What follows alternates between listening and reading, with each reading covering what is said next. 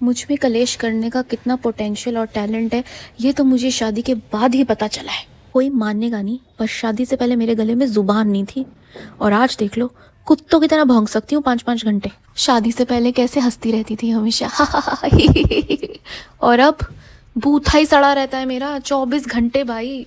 यार बकवास भी मैं बहुत टॉप क्लास कर लेती हूँ, ये भी मुझे शादी के बाद ही पता चला है।